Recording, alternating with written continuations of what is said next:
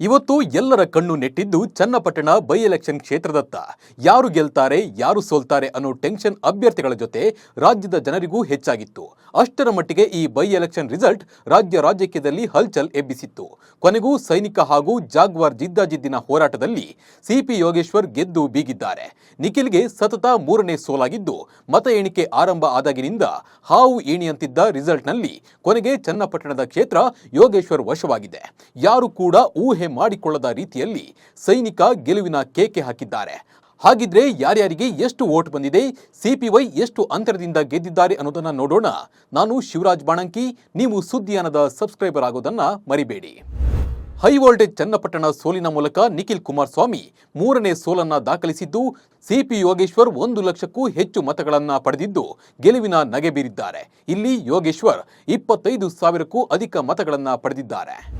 ಇಲ್ಲಿ ಯೋಗೇಶ್ವರ್ 25,000ಕ್ಕೂ ಅಧಿಕ ಮತಗಳ ಅಂತರದಿಂದ ಗೆದ್ದಿದ್ದಾರೆ. ಚನ್ನಪಟ್ಟಣದಲ್ಲಿ ಮಾಜಿ ಪ್ರಧಾನಿ ದೇವೇಗೌಡ ಇಳಿ ವಯಸ್ಸಿನಲ್ಲಿ ಬಂದು ಮೊಮ್ಮಗನ ಪರ ಮತಯಾಚಿಸಿದ್ರು. ದೇವೇಗೌಡರ ನೀರಾವರಿ ಕೊಡುಗೆ, ಕೇಂದ್ರ ಸಚಿವ ಕುಮಾರಸ್ವಾಮಿ ಅವರ ಸಾಧನೆ ಮುಂದಿಟ್ಟು ಜೆಡಿಎಸ್ ಮತಯಾಚಿಸಿತ್ತು. ಮೈತ್ರಿ ಹಿನ್ನೆಲೆಯಲ್ಲಿ ಬಿಜೆಪಿ ಮುಖಂಡರು ಜೆಡಿಎಸ್ ಪರ ಪ್ರಚಾರ ನಡೆಸಿದ್ರು. ಆದರೆ ಇದ್ಯಾವುದೂ ಡಿಕೆ ಬ್ರದರ್ಸ್ ಮುಂದೆ ವರ್ಕೌಟ್ ಆಗಿಲ್ಲ. ಡಿಸಿಎಂ ಡಿಕೆಶಿ ತಂತ್ರಗಾರಿಕೆ, ಯೋಗೇಶ್ವರ್ ವೈಯಕ್ತಿಕ ವರ್ಚಸ್ಸು, ಸಿಂಪತಿಯು ಕೆಲಸ ಮಾಡಿದೆ. ಹಾಗೆ ನಿಖಿಲ್ ಕೊನೆ ಕ್ಷಣದ ಆಯ್ಕೆ, ಪ್ರಜ್ವಲ್ ವಿಚಾರ, ಬಿಜೆಪಿ ಅಷ್ಟಾಗಿ ಸಾಥ್ ನೀಡದೇ ಇರೋದು ನಿಖಿಲ್ ಸೋಲಿಗೆ ಕಾರಣವಾಗಿದೆ.